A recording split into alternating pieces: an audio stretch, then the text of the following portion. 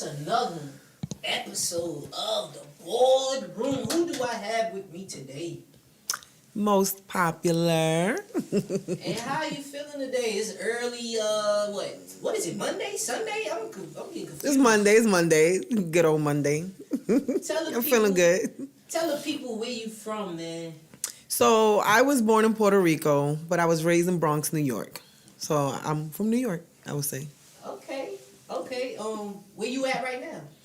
I'm located in Columbia, South Carolina, currently. That's where I reside. How was your childhood? Ooh, you know what? This might sound cliche, I don't know, but I had a fun childhood. Like, I actually played manhunt, tag, rode bikes, like the definition of a childhood. I can't say there was no dysfunction for me. It wasn't perfect, but I had a very nice time growing up with my friends at the time. Yeah, we were funny. We were comedians. A lot of comedy. What is something that you would say since your childhood that you like a lesson that you still carry with you today?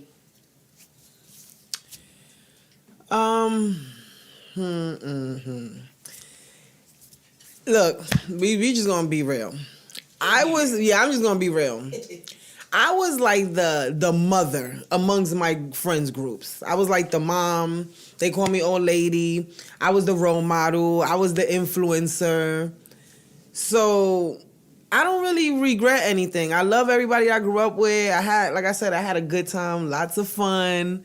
But I would say now, thinking now as an adult, you know, people see, like, the issue is I've never had social media. I just started social media. So I come around, now I'm coming, meeting people that I ain't seen in a long time or whatever.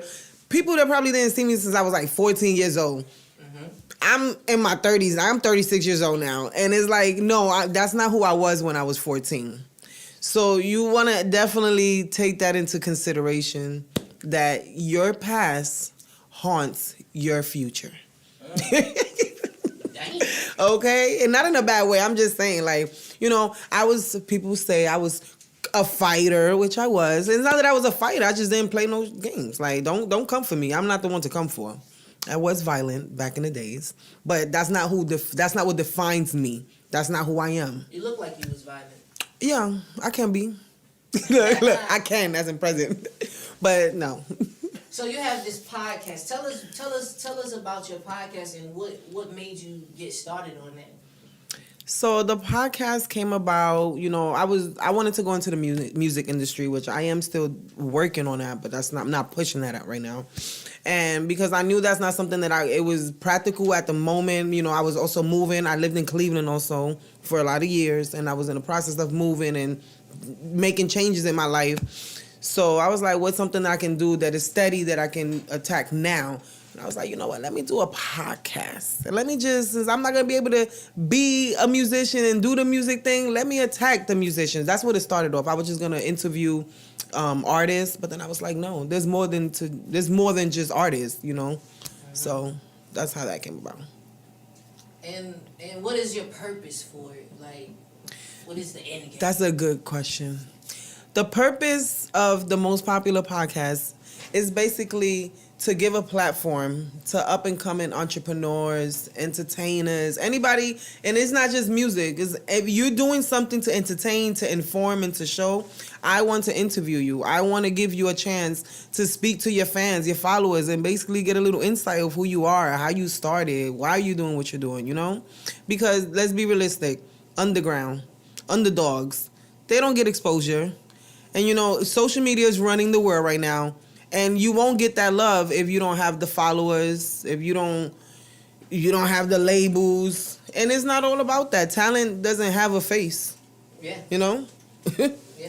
And just to piggyback off of what you're saying, like, a lot of people feel like you gotta be a big artist already to get money out of this. Right. No, you don't. So, like you said, they need people like you and your platform for those people that already figured it out. Mm-hmm. They just need to keep. Yeah, and everybody who's doing something has a goal. They want to be recognized. They want to be noticed. And I want to make you feel famous and most popular. You know, I'm most popular, but you're most popular too with what you're doing. So come on over. That's dope. Let's be most popular. What is your idea of a wonderful date? A date? Like a date night. Like what's the Oh perfect my date night? God. I haven't been on a date in years. I feel like a virgin all over again. I was gonna say something smart, but a date night. I mean, I love to eat, so we definitely got to go out to eat somewhere. I'm a pescatarian, so gotta go get some seafood. Yeah. I would say the movies, but I like to talk. I do. So I like movies, but I don't love movies, so I wouldn't say movie. Look, I like to travel. We can travel, and we don't gotta sleep with each other. We can still travel, right? Hell no. Yes, we can. We don't even know each other like that. Look. You sleep in your bed, I sleep in my bed. Nah. Once that ticket is purchased, like stop. How? Why do we have to sleep with each other because we got on a plane and went somewhere? Let's stay in the state then. Once somebody take I feel niggas like once you take somebody out in the city, it's like that ain't even right. That ain't look. We can explore and get to know each other. First of all, natural, we might know if we want each other or not. Right. Think about it. Figure that out before the plane and all that. Before the bags hit back. Like, True. But no, maybe going out to eat, just chilling. I like to. I won't say I'm spontaneous, but I like to have fun. I love to dance. We can definitely go out to dance. So how do you feel about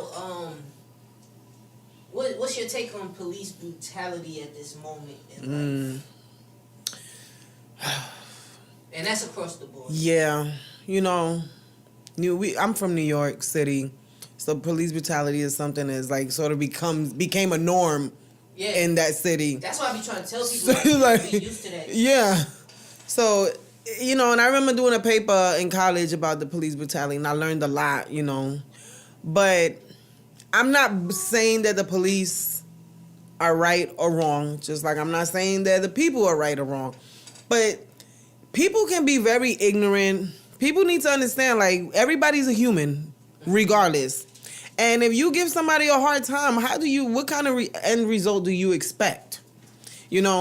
Not all police officers are mean. Not all of them are abusive.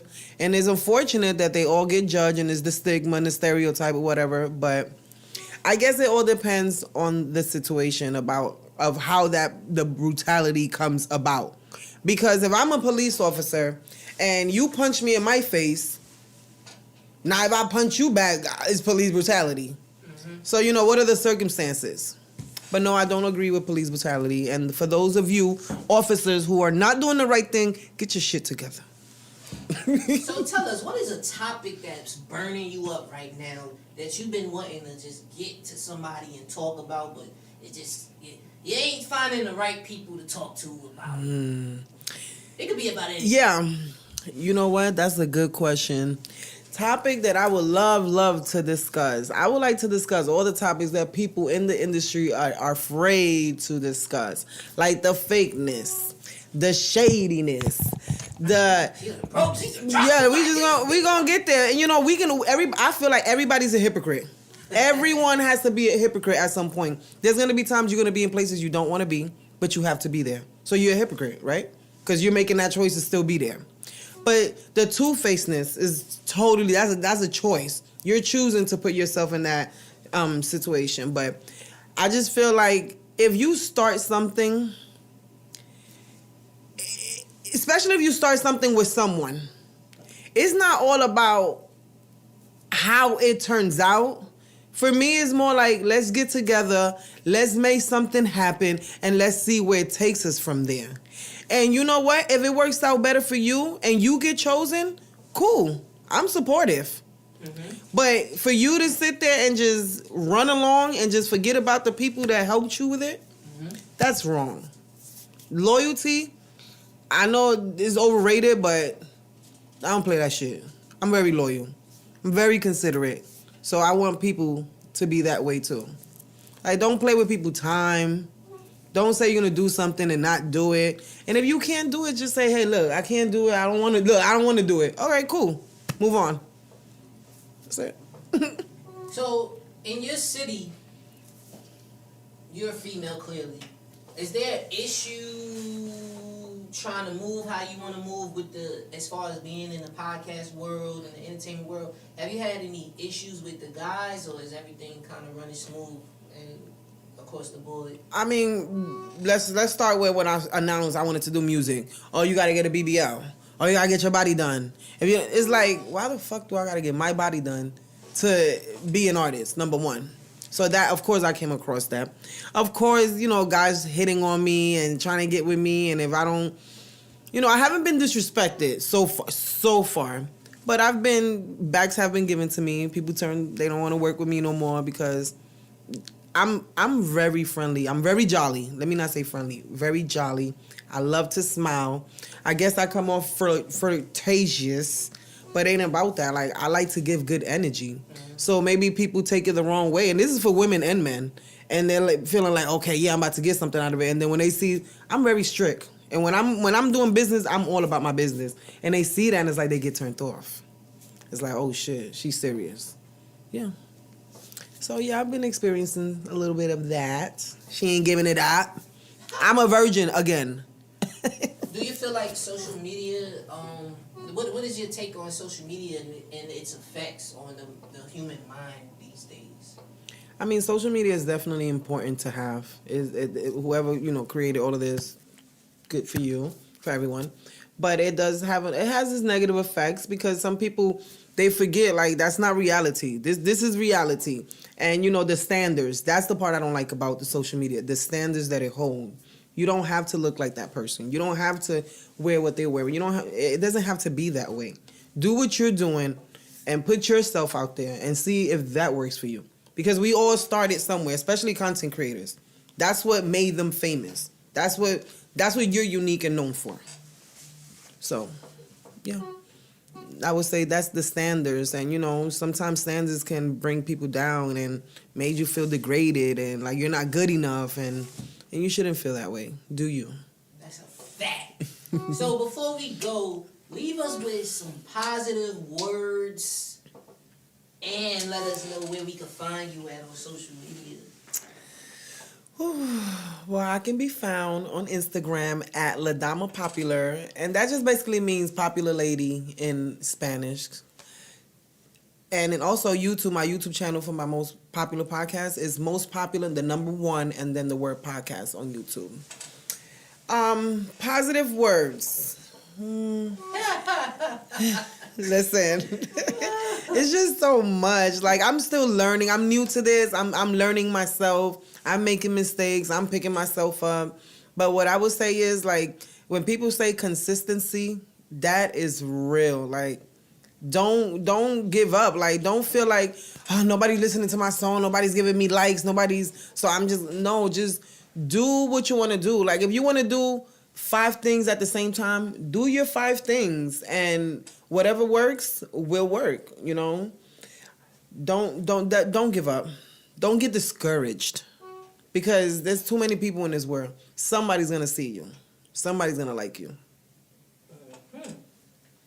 And that's it, folks. We're gonna catch y'all next week for another episode of Boardroom Interview. Thank you for having me. Oh, that was cool. Thank you. 2 things. Yeah.